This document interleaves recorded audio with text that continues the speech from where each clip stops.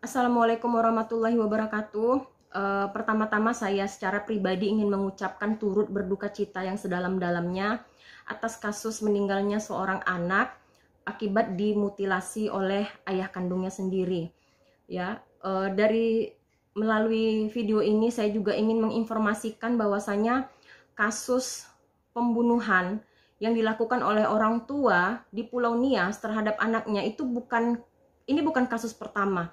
Ya, ada beberapa kasus yang sempat lembaga saya mengikuti prosesnya, bahkan lembaga saya juga mendampingi korbannya gitu ya.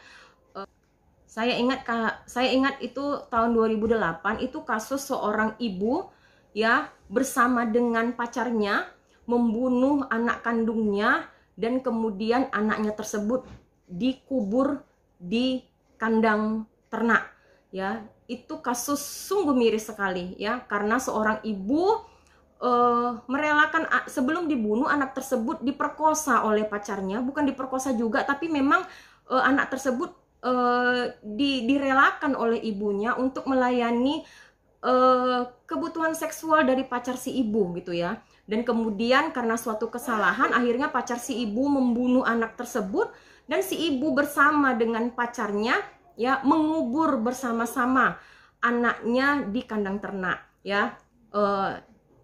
Itu adalah kasus pertama di Pulau Nias yang kemudian hakimnya menjatuhkan hukuman mati. Saya masih ingat waktu itu karena saya datang pada persidangan, menghadiri persidangan tersebut gitu ya. Dan yang kedua saya ingat itu adalah kasus mutilasi, bukan mutilasi juga ya, pembunuhan seorang ibu mencincang 5 orang anaknya di desa Fatodano. Ya, itu kejadiannya tahun 2010. Ya, 5 orang anak dicincang oleh ibunya. Alhamdulillah 2 orang selamat ya. Nah, yang 2 orang inilah yang kemudian didampingi oleh lembaga saya PKP Nias ya, dan alhamdulillah anak tersebut saat ini masih sehat-sehat saja. Kemudian kasus yang terakhir sebelum kasus di Bawode Solo ini adalah kasus seorang ibu ya yang membunuh, menggorok 3 orang anaknya itu dari Nias Utara. Nah, yang terakhir ini kasus seorang ayah memutilasi anaknya gitu ya. Saya heran ya, kenapa hal itu bisa terjadi ya di Pulau Nias ini ya. Sebenarnya selain daripada kasus-kasus pembunuhan tersebut, hampir setiap hari lembaga kami itu mendampingi kasus kekerasan fisik dan kekerasan seksual ya. Jadi kalau boleh saya katakan, anak-anak yang menjadi korban di pulau ini ya itu sudah mengalami berbagai macam kasus, dari mulai kasus kekerasan fisik, kekerasan seksual, bahkan yang mengancam jiwa mereka gitu.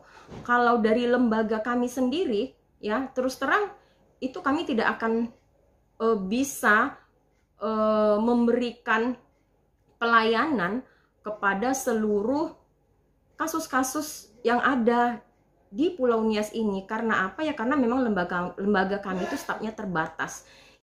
Tapi mungkin yang menjadi concern lembaga kami ya, bagaimana kita masyarakat di Pulau Nias ini bisa mencegah terjadinya kekerasan terhadap anak di masa yang akan datang ya. Saya menceritakan ini bukan untuk mengungkit kisah, tetapi untuk menunjukkan bahwa anak-anak di Pulau Nias ini itu dalam keadaan yang genting ya, keselamatan mereka.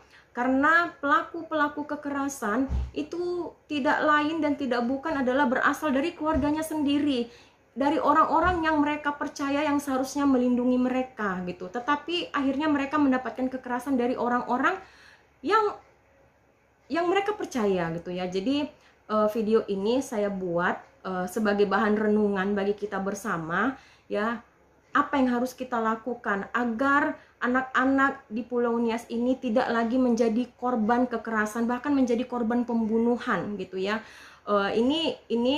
Saya juga tidak tahu harus menjawab solusi apa ya, tapi mungkin dari teman-teman semuanya atau dari lembaga teman-teman bisa melakukan sesuatu mungkin melakukan mungkin mengedukasi masyarakat dampingannya ya, agar mereka itu bisa melakukan pencegahan kekerasan terhadap anak, dan mungkin dari diri pribadi sendiri agar tidak menjadi pelaku kekerasan terhadap anak. Ya mungkin ini adalah video pendek saya, tapi nanti berikutnya mungkin saya akan membahas lebih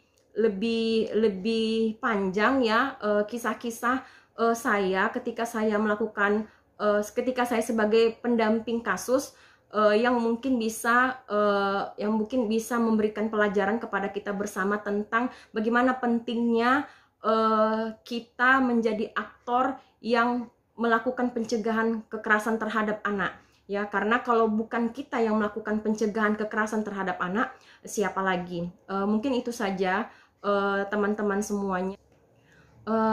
Sayangi anak-anak kita ya, karena sebenarnya hubungan antara orang tua dengan anak itu adalah hubungan yang sempurna, adalah hubungan timbal balik. Ya jangan teman-teman berpikir bahwasanya hanya mereka yang membutuhkan kita, tapi sebenarnya kita juga jauh lebih membutuhkan mereka gitu ya. Mungkin itu saja teman-teman ya, semoga video ini bermanfaat, menjadi pembelajaran kita sebagai orang tua untuk bisa tetap ya melindungi anak-anak kita. Terima kasih. Assalamualaikum warahmatullahi wabarakatuh.